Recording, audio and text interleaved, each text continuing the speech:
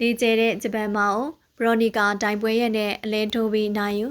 မြမပရိသတ်တွေအားလုံးစောင့်မျှော်နေကြတဲ့မြမကုံဆောင်ကျက်သက်မလေးဘရိုနီကာအတွက်တော့သူမရဲ့ကစားသမားဘဝမှာအကြီးမားဆုံးတဲ့စိတ်လှုပ်ရှားစရာအကောင်းဆုံးပွဲစဉ်ကြီးပြီးဆုံးသွားခဲ့ပါပြီ။ပွဲမစားခင်ဟာဘရိုနီကာကိုအလဲထိုးပြစ်မယ်ဆိုပြီးလေကျဲခဲ့တဲ့ဂျပန်နိုင်ငံရဲ့ကစ်ပေါင်စင်ချန်ပီယံဟောင်းကာနာကိုဘရိုနီကာတယောက်ပွဲပြီးမှဘယ်လိုမျိုးအနိုင်ယူပြသွားခဲ့ရလဲ။တကယ်တော့ဒီပွဲဟာတာမန်ပွဲတစ်ပွဲမဟုတ်ပါဘူး။နိုင်တဲ့သူဟာကမ္ဘာချန်ပီယံပတ်ချီဂျာကိုစိန်ခေါ်ပြီးခပတ်လူခွဲရဖို့တေချာတလောက်ရှိတဲ့ပွဲကြီးပွဲကောင်းဖြစ်ပါတယ်။ပြိုင်ဘက်ကနာ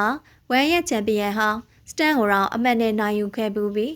သူမနိုင်ခဲ့တဲ့ပွဲပေါင်း18ပွဲထဲမှာ17ပွဲကိုအလဲထိုးနဲ့ပွဲသိမ်းခဲ့တဲ့အတွေ့အကြုံရဲ့ဖိုက်တာတယောက်ပါ။တခြားတစ်ဖက်မှာတော့ကျမတို့ဘရိုနီကာအတွက်ဒါဟာပထမဆုံးချိန်ကပောင်စင်စီးမြင့်တဲ့ကစားရဖြစ်ပါတယ်။မွေထိုင်းလိုတထောင်သုံးခွင့်မရှိဘူး။အကြာကြီးဖက်တွဲပြီးဒူးတိုင်းခွင့်မရှိရဲ့စီးမြင့်အသက်အောင်မှာ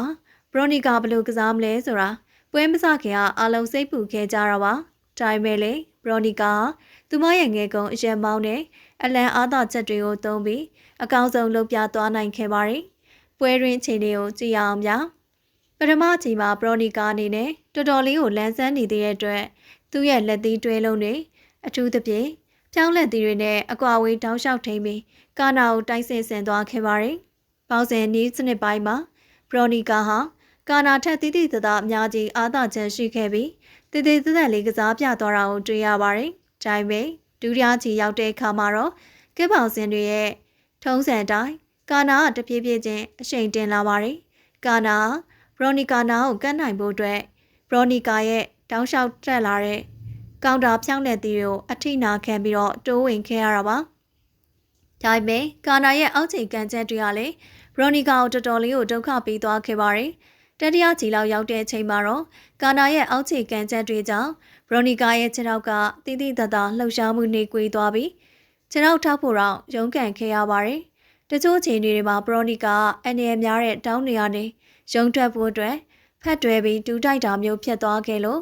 ကပောင်စင်စီးမြင့်ရတိုင်လူကြီးကတတိပေးရတဲ့အထိဖြစ်ခဲ့ပါတယ်။ဒါပေမဲ့လေဘရိုနီကာရဲ့နီးစက်ရာတောင်းကနေပြီးတော့တနေရာထဲမှာအသေးမနေဖို့လှုပ်ရှားပြီးလက်သီးထိုးထားဖို့တောက်လျှောက်တတိပေးနေခဲ့ပါတယ်။ဘရိုနီကာရဲ့တတိယကြီးလက်သီးတွေကပထမချီလောက်မမာတော့ဘူးဆိုပေမဲ့လက်သီးထောက်ချက်တွေကတောက်လျှောက်ထွက်နေအောင်မို့လို့ကာနာဟာသူမလိုချင်တဲ့အနီးကပ်ကွာဝေးရနေတွဲလုံးနေထုတ်ခွင့်မရပဲ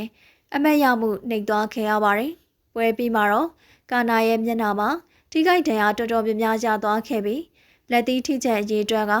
ဘရိုနီကာကတိတိတသားတာသွားခဲ့ပါတယ်။ဒါကြောင့်ပဲတိုင်၃ယောက်စလုံးဟာ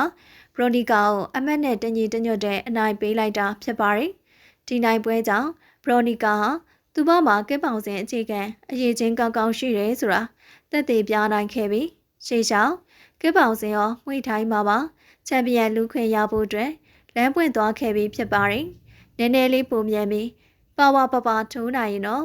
ပိုပြီးပြည့်ပြည့်စုံတဲ့ကစ်ပေါင်စင်ချန်ပီယံဖြစ်လာမှသိကြပါတယ်။တကယ်ကိုကြီးကျူးမှုနဲ့ထိုက်တန်တဲ့သမိုင်းဝင်နိုင်ပွဲပါပဲ။ဟုတ်ကဲ့ပါ။ဒီပွဲနဲ့ပတ်သက်ပြီးပရိသတ်တို့ရဲ့အမြင်တွေကိုလည်းကွန်မန့်မှာပြောခဲ့ပေးပါဦးနော်။ကြည့်ရှုပေးကြလို့ကျေးဇူးထူးတင်ရှိပါရရှင်။